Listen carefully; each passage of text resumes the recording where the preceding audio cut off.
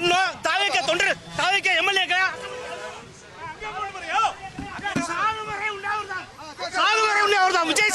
விஜய் சாருக்கு அநீதியை கொடுக்காதீங்க. விஜய் சாருக்கு அநீதியை கொடுக்காதீங்க. தனி மனிதனா ஜெயிச்சிருக்காரு. எந்த பின்புலம்